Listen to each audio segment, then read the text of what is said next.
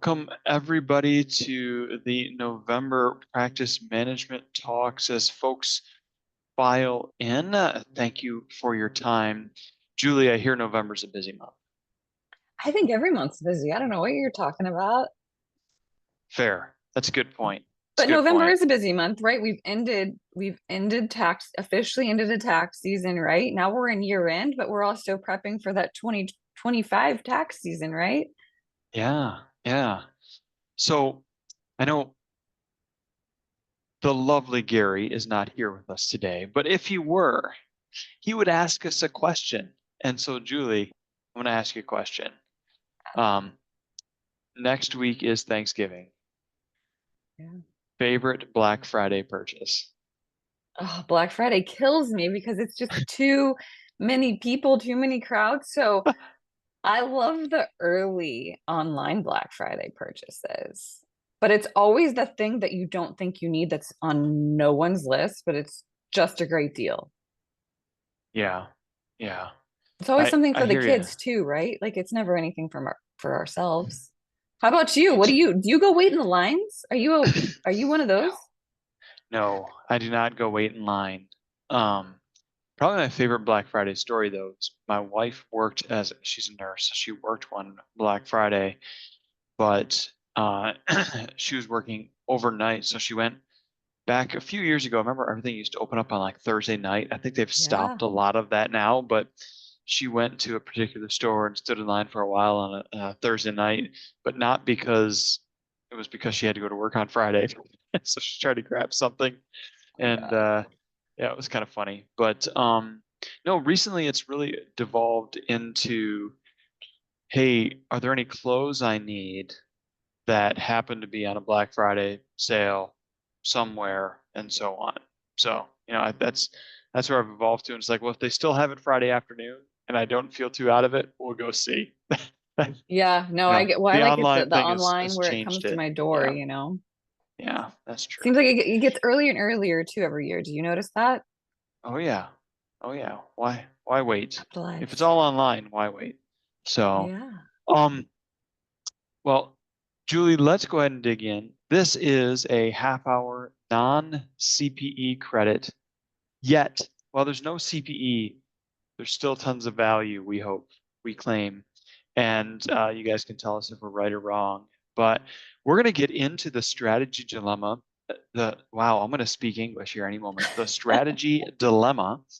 And ironically enough, we picked this topic several months ago, kind of as we outlined the topics.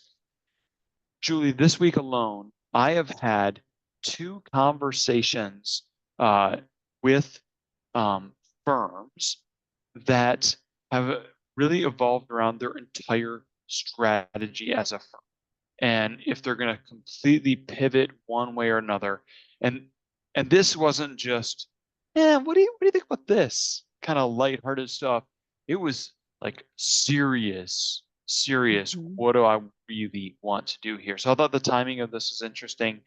If those two conversations are just somewhat proportionally representative, we've got a few that are thinking it here today. So, all right. No, I think it's very timely as we get into this. Yeah. Hey, that's me on the screen. If you guys have been here before, I help work with firms. I've done it for a while, have a lot of fun with it. And that's Julie. She also works with firms, but also works at a firm too. So a little bit of a different perspective that she brings in. And anything else you wanted to say on your intro, Julie? No, that's it. It's fun. Okay. All right. There we go. Super formal. There we go. So I thought it would be good if we actually defined the word strategy because Julie, oh, I've gotten into a lot of conversations that people thought were about strategy. They were not actually about strategy. And I think that was fair to do that to our audience, that we may define strategy differently than them. So I thought we'd start there. Um, and just the three things on the screen is the means by which we look to achieve our goals.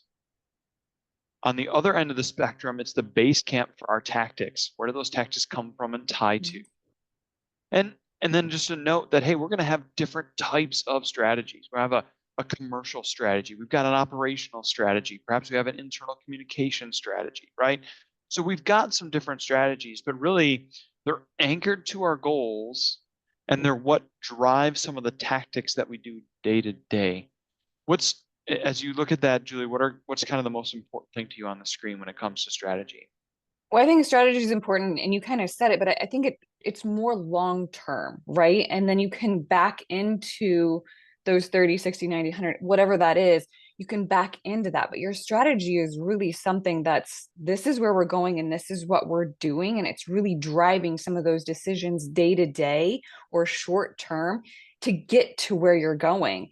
And, I think strategy sometimes helps with uncertainty, if we can even talk about that. I think strategy really helps to say, okay, if this is where we're going and this is what we're doing and that's long term and we can see it in the windshield, what do we need to do to get there? And of course there's going to be uncertainty, but if you can keep that strategy in that windshield and keep moving towards it, it's really going to help you achieve your goals. And it's really helping you. Will, you and I chatted about this, but it's like staying inside your lane, right? It's like knowing where those bumpers are, or maybe it's like the bowling analogy, right? Like staying in that lane to know, like, oop, gonna hit there. I've got to come back on track. That's not really where we're going. That's not really gonna help us get to what we want to achieve. Yeah, excellent, excellent. So if it is long term, sometimes though, we have to consider changing strategies. And I think that we have to really outline when is it appropriate to consider changing strategy, right? And this goes right with the long-term items. When the goals have changed, if your goals have shifted and moved, it's time to consider changing strategies, right? So perhaps you had certain goals that you wanted to achieve with your business, and now those have gone a totally different direction. Your strategy may not need to be the same. Um, if your goal used to be with your business, hey, our goal is to grow a firm to be X number of staff persons and a certain size, that's what we want the goal to be. We've got a strategy to chase after that. I've had some clients recently say, that's not my goal anymore. My goal is to create something that's a little more self-sustainable as opposed to self-promoting in that respect, right? Their words, not mine. And so that's when we said, all right, the goal has changed. So now we've got to have a different strategy, right? Another one is major life events, which we see coming down the pipeline, right?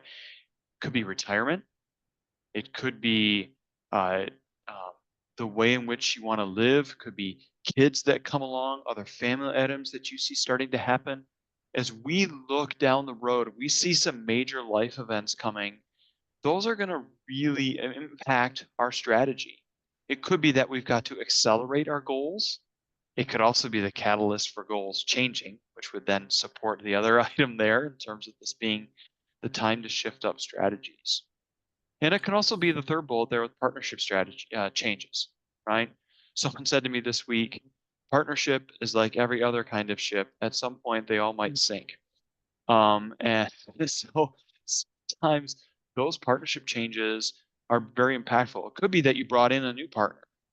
Well, if we've got a new voice to the decision-making process, now we've got different goals. Your goals as the owner for what you want to do out of it may not move, but we've got someone else who has their goals, and their goals are part of the picture also. So now we've got to evaluate the strategies in light of that.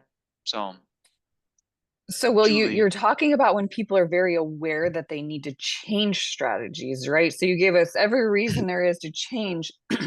But what happens when someone is like, nope, this is what we're doing and this is how we're doing it? I think that's really one of the issues, especially as firms have different generations in the partnerships or different generations in leadership.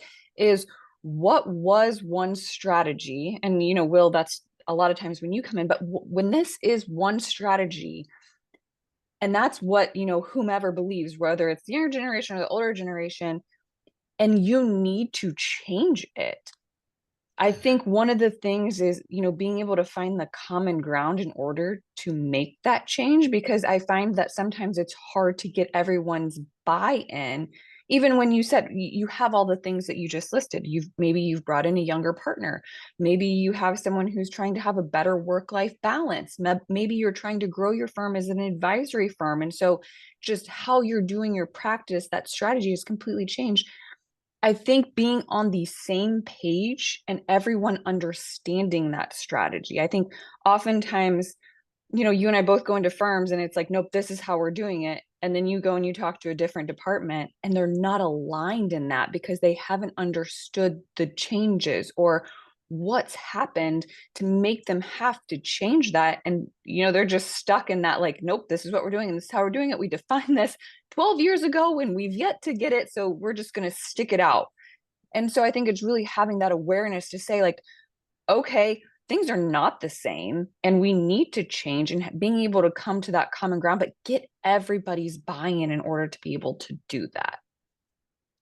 So, Julie, two things come to my mind as you get in that conversation. One, from a very transparent perspective, is so I've been married for 23 years. Occasionally, my wife and I don't always agree on everything. Okay, it's rare, Well, she told me she's always right? right. So I don't know how that happened. I don't know. Well, I didn't say that she wasn't always right. It's just we don't always agree, and then I realized she's right. But I digress. I can remember a few different arguments that we're having that were just going round and round and round. And then when we came back to it, I would say, hold on, wait a minute. We went back to the starting point and realized that we were trying to argue for totally different things. We weren't actually Mhm, arguing against one another at all because we were on a completely different playing field. And mhm, this comes back to when we've got different generations mixed in, different departments mixed in. Are we defining the goals well? Are we actually fighting for the same thing and we're debating tactics? Or we're not even on the same playing field when it comes to the goals? So when we talk about the goals as a key part of strategy, this isn't, hey, the goal is not my why, right? Let's not intermix. Hey, our goal as a firm is to serve the entrepreneur who's undereducated when it comes to tax information so they have a fighting chance. That's part of your why. That's not your goal. mhm, Goals need to be able to be measured, right? And so either the goals have changed because, hey, technology has made it such that we need to accelerate revenue and to be able to hit certain retirement ages or something like that, right? So part of the goal is changing. It might not be your why is changing, but the metrics around the measurement are shifting and moving. That can be part of the goal changing too. And I think that's important to remember is that the goals aren't just theoretical pie in the sky. Those ought to be measurable against. And if the goals have changed, or if when what we're not hitting our goals at all, we'll get into strategy versus tactics in a moment. But if we're not mhm. hitting the goals, not making progress, something else has got to shift with that too, Julie. Yeah, no, I agree. But I think this leads us into our next slide. It does lead us into our next slide. When do we keep on plugging away? I love the top bullet, Julie.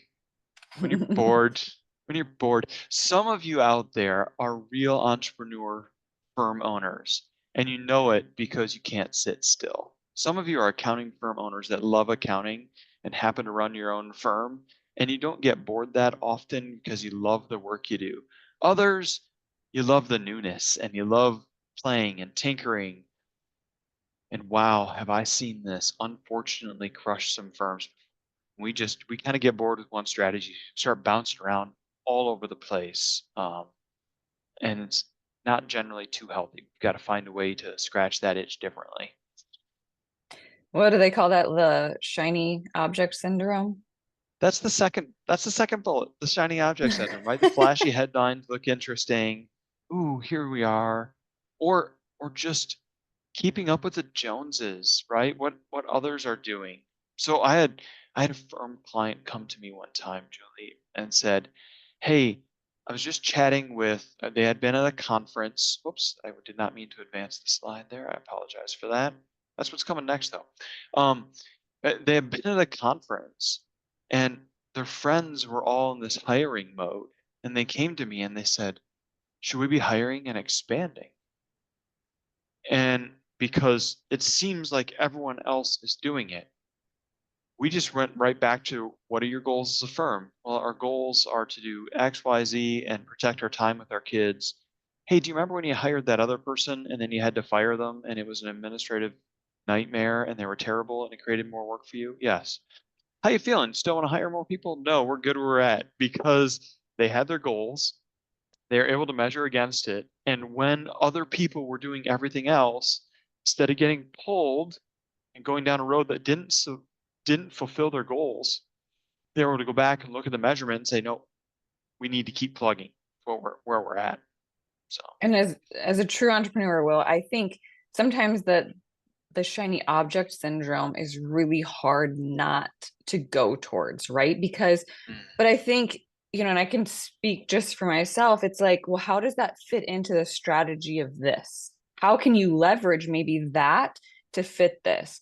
But I think oftentimes where we see things kind of go awry or not stay in the lane is when they don't feed each other. Does that make sense? They like it's yeah, drastically different. And again, it's you're not able to just kind of stay in that lane. You've kind of created another lane.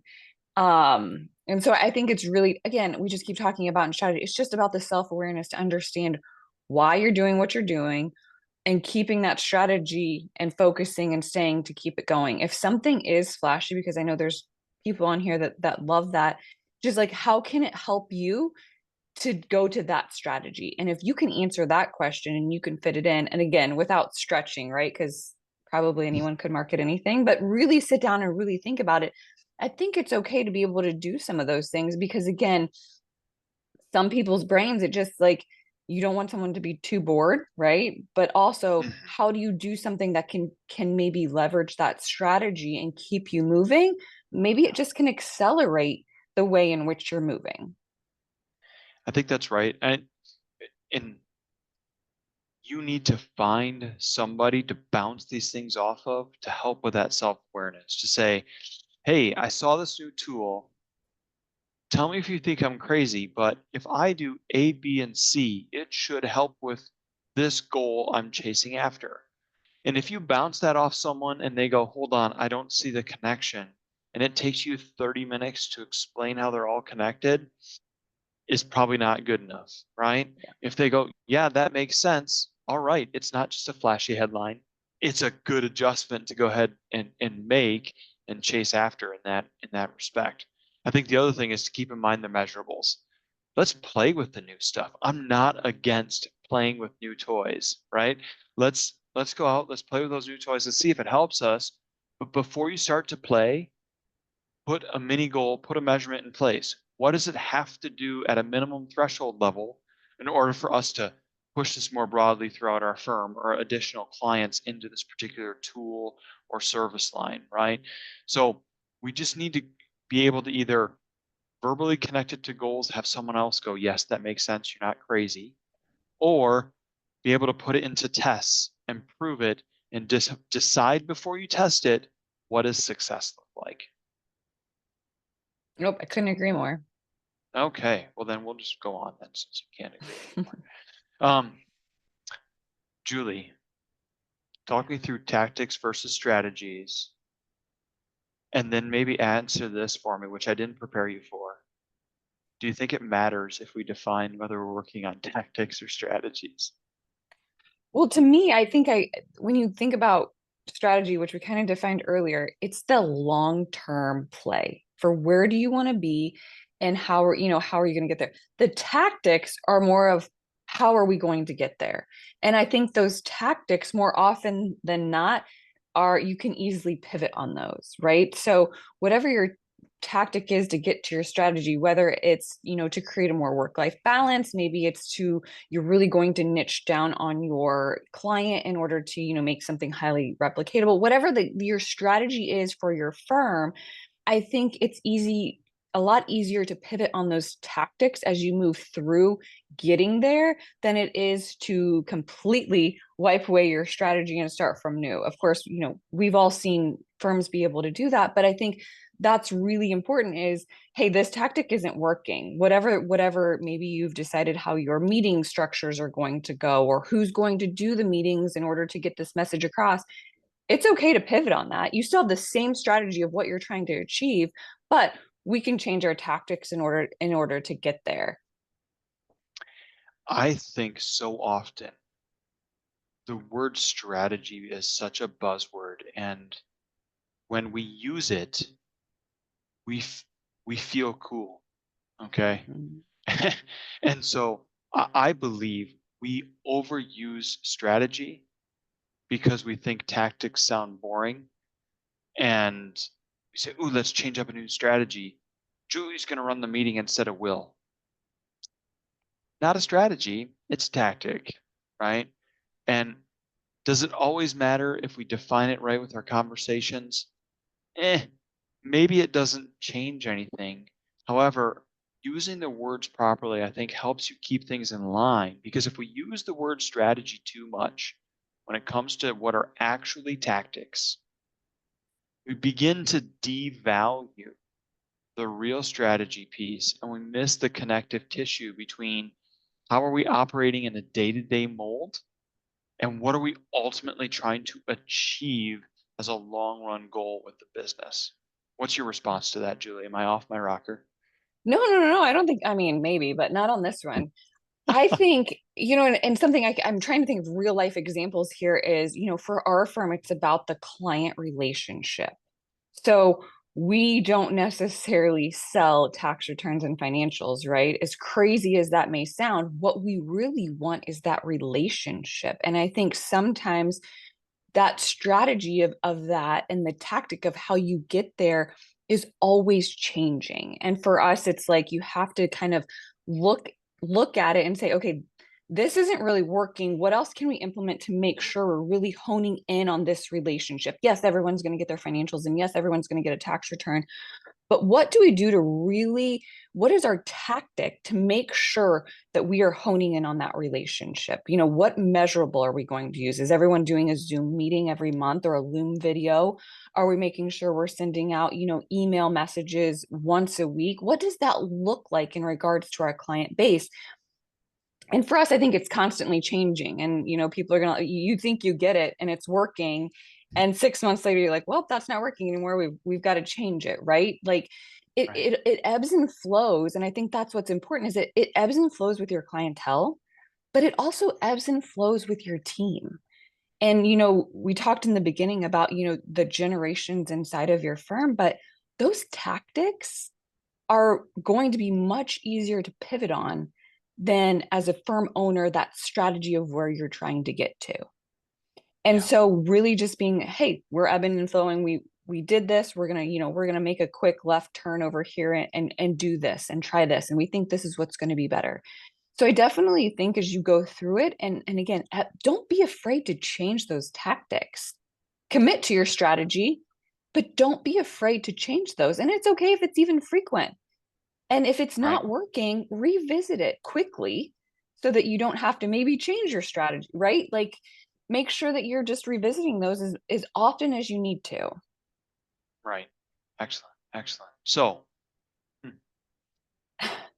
where where do we start? We start um in my sarcastic sense, I have at the beginning. And right, like what are the goals for your firm? And I put there both for the firm and each individual owner. I think it is okay if you're in a two or three partner firm or more. It is okay if each owner has a separate purpose of what they want to get out of that business, right? Um, but if we don't communicate about what those are, we can't look to find the common ground. We can't look to say, hey, what are the strategies that we can use to drive at all of these goals together? I think also a number of folks that start their firms out of either frustration or necessity, right? Maybe I was at a larger firm and I was irritated, so I'm just going to do this myself. Or out of necessity, right? Something happened. This looked like the easiest path, so I was just going to do it. Once we start going, it is very easy for us to just ignore the fact that we never set goals out when we started, right? Well, I just got to get this going. And then the deadlines come in, the day-to-day demands. Then we add a couple staff persons. We have some other overhead going on. I don't have time to think about goals. I'm going to retire some time. I'll sell this thing somewhere. There's a lot of M&A activity. I'll take private equity maybe. I don't know. I just got to get through this month. I got to get through the next deadline. Anytime you sit down and have been frustrated with strategy pieces, probably haven't been clear enough on your goals. And it's not just about what's the goal of the firm, what's the goal as you of the owner? What do you want to get out? You didn't own a business to get nothing out of it for yourself. You're trying to get something out of this for yourself. It could be a certain age where you'll be able to retire and just go travel and hit the beach. It could be other factors that you want out of it, but I want you to write those things down because that's going to allow you to sit back and say, which strategies do we need to put in place? And what are the tactics we're playing with to help drive these strategies towards success that help us achieve our goals? So that's my answer to where we start is at the beginning. Well, and I love that you say write it down because I don't know how many times you ask firm owners or even leadership and they're like, they all say something different because it's not written down and like having to be said over and over again, right? It's almost like your elevator pitch. Everybody talks about that. Like you almost have to have a strategy where everybody's saying the same thing so that you're on the same page. Writing it down. And then, like you said earlier, Will, those crazy ideas, having someone to bounce it off of, share it because someone else in your firm is going to hold you accountable or share it with a business, whoever it is that is kind of that person to you, share it because when you go to make one of those decisions that's maybe outside the lane, they're going to be like, wait, you just told me last month that this is what you're doing. This doesn't really align. Or maybe they'll say, oh, wait, that's really cool. That's really going to accelerate where you're going and what you're doing. So share it and write it down because you need to be held accountable because in this industry, there's too many deadlines. There's a lot of day to day going on, and it's really easy to get lost in just the next task to get done rather than keeping your head up and focusing on where you're going. Yeah. Yeah. So if you don't have anybody to share those things with, Julie and I would be happy to hear them. You can share them with us. I won't speak for Julie in this case, but even if you just want to bounce it off of me, not as a client, but just as someone in the profession that says, is this a good goal? What do you think about this? And just chat it out as a one-time thing. Reach out. I want to help you be successful. And if it's just that little bit of assistance, more than happy to provide that for you. So, Julie, thanks for your time here and look forward to our December practice management talks. Yeah. Thank you. All right. Have a great day, everybody.